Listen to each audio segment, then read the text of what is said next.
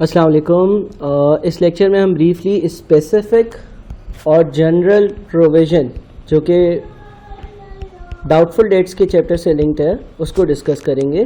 Specific and general provision, ठीक है। अच्छा जी, अब लेट से कंपनी है, उसका ईयर नंबर 1 है, उसने 3 लोगों को सेल्स करी। मिस्टर ए 500, मिस्टर बी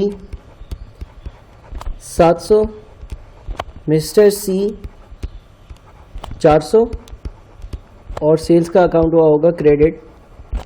इसका जो टोटल बनता है वो बनता है 500 प्लस 700 प्लस 400 यानी कि 1600, ठीक है। अच्छा, जो हमारे रिसीवेबल्स का अकाउंट होगा उसमें मैं एक साथ इसको बुक कर देता हूँ, सेल्स 1600।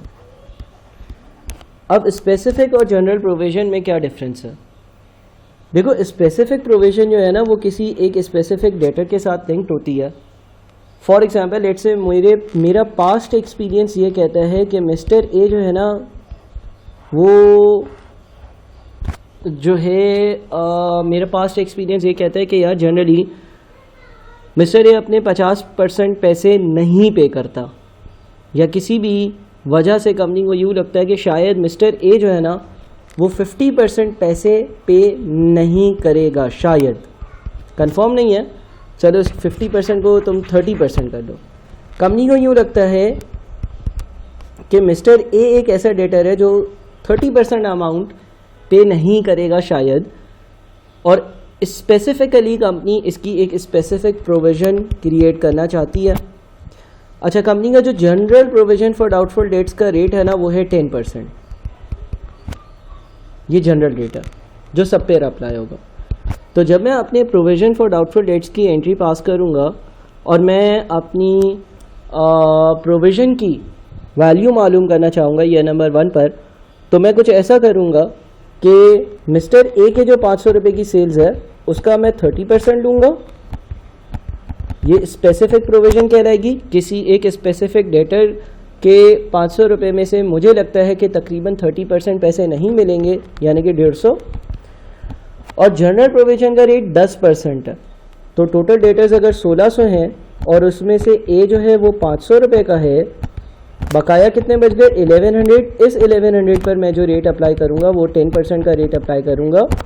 1100 मल्टीप्लाइड बाई 10% इज़ 110, और मेरी जो टोटल प्रोविज़न होगी वो होगी 150 प्लस 110, यानी कि मैं जो एंट्री पास करूँगा वो पास करूँगा profit and loss account debit 260 और प्रोविज़न फॉर डाउटफुल डेट्स का अकाउंट क्रेडिट 260।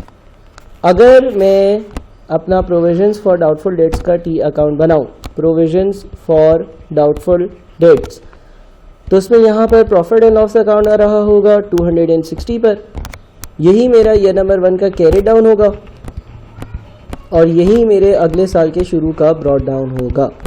तो स्पेसिफिक प्रोविज़न में हमने क्या किया कि हमने एक स्पेसिफिक रेट जो है वो किसी ख़ास मखसूस डेटर के लिए अप्लाई किया और जनरल रेट बाकी सब लोगों के लिए अप्लाई करा।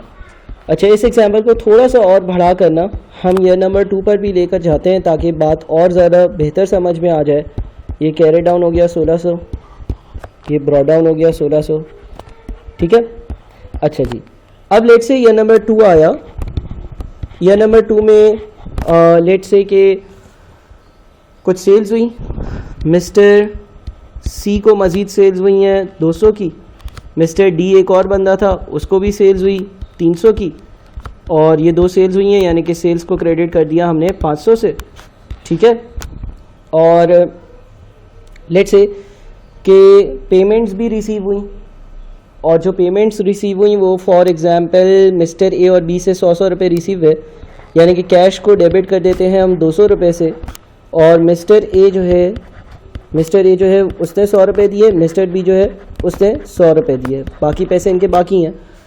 अगर मैं एक ही साथ सारे डेटर्स का यानी कि टोटल रिसीवेबल्स का या डेटर्स का अकाउंट बना लूँ तो जो ब्रॉड डाउन है वो 1600 रुपये आ रहा था। मैंने मज़ीद जो है वो 500 रुपये की सेल्स करी हैं, 2100 हो गया। अच्छा 200 रुपये मिल गए, तो अब कैरी डाउन कितना आया, 2100 माइनस 200 इज़ 1900, है ना। ठीक है भाई,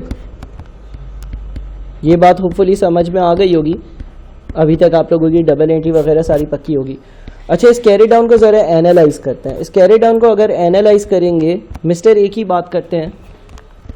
मिस्टर ए को मैंने पिछले साल 500 की सेल्स करी थी, उसमें से उसने 100 रुपये दे दिए, तो इसमें से मिस्टर ए का 400 का रिसीवेबल है, ये रिसीव करना। और 700 रुपये की सेल्स बी को करी थी, 100 रुपये उसने दे दिए, तो इसमें 600 रुपये बी का रिसीवेबल है।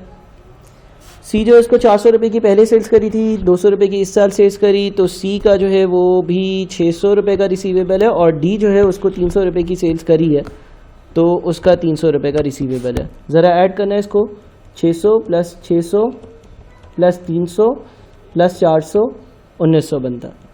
अब अगर हम इस दूसरे साल का प्रोविजंस फॉर डाउटफुल डेट्स का अकाउंट बनाएंगे, प्रोविजंस फॉर डाउटफुल डेट्स, तो जो ब्रॉट डाउन आ रहा है वो तो मेरा 260 आ रहा है, इसमें कोई शक नहीं है। अब हमें क्या निकालना पड़ेगा, हमें कैरेट डाउन निकालना पड़ेगा। कैरेट डाउन कैसे निकालेंगे, कंपनी की पॉलिसी ये है कि मिस्टर ए जो है उस पर कंपनी को ज़्यादा डाउट है, तो कंपनी उसकी स्पेसिफिक प्रोविज़न 30% का क्रिएट करती है, बाकी सब 10% पर होता है। तो ये जो 1900 रुपये का टोटल अमाउंट था, इसमें से 400 रुपये ए के हैं, 400 का 30% ले लो, 400 का 30% कितना बनता है, 120 रुपये बनता है। एक ये अमाउंट हो गया, ठीक है ना। अच्छा, अब ए के 400 हटा दो, तो बाकी जो 1500 बचेंगे वो बी या सी या डी के होंगे। इस पे कंपनी की पॉलिसी है 10%, कंपनी को लगता है नहीं मिलेगा, जो कि है 150। तो अब 120 और 150 को ऐड करो, तो 200 और 70 रुपये की आपकी प्रोविज़न का क्लोजिंग बैलेंस होगा।